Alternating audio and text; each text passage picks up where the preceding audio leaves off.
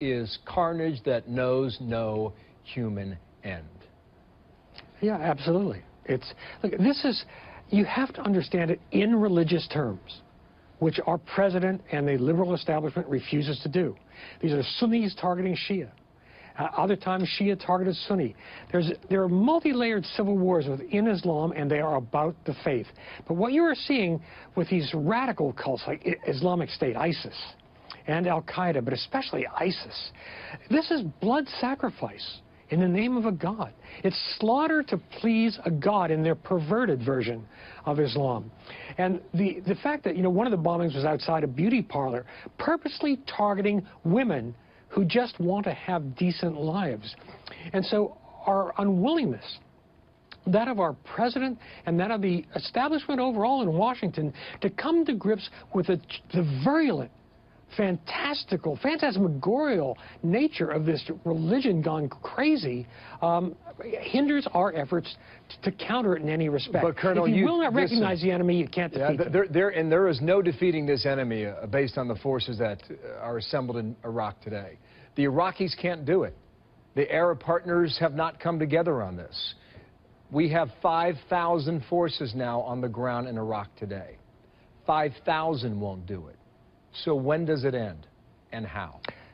It probably drags on beyond not only my lifetime, but beyond yours. Because when a culture, a civilization collapses, as that of the Arab civilization in the Middle East has done, and reverts to really primitive, fundamentalist, extreme fundamentalist forms of religion, it takes a long time to burn out. And as far as the number of troops go, the number of troops are important. But even more important is resolve. Putin doesn't have large numbers of troops in Syria, but he has the resolve to do what has to be done, whereas our troops are hampered by ridiculous rules of engagement, the unwillingness of the Obama administration to have any collateral damage whatsoever. So unless you have adequate numbers, a plan, and the resolve to carry it through, you're not going to make progress. And Bill, we need to get over, as even Jim Clapper, our senior intel man, has said recently in an interview, we can't fix the Middle East. What we need to do is concentrate on our priorities, and our priorities have to be destroying those radical Islamist movements that target Americans and the West. But I think wasn't the comment that this will take 3 to 5 years, Colonel? Isn't that what we were told? Yeah, well... Was that the time frame that was given? And if so, how can you afford to wait that long? Well, what else? What's the alternative? If you have a president who won't fight for America, who would rather go on an apology tour to Hiroshima, and it is an apology tour, than to address America's present-day enemies, you're not going to make a lot of progress. And again, the greatest advantage Islamic State and other terrorist movements have is their strength of will, their determination to win.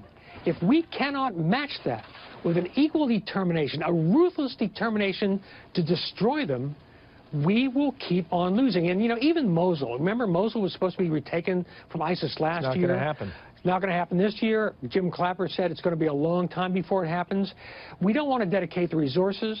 We don't want to suffer any bad publicity.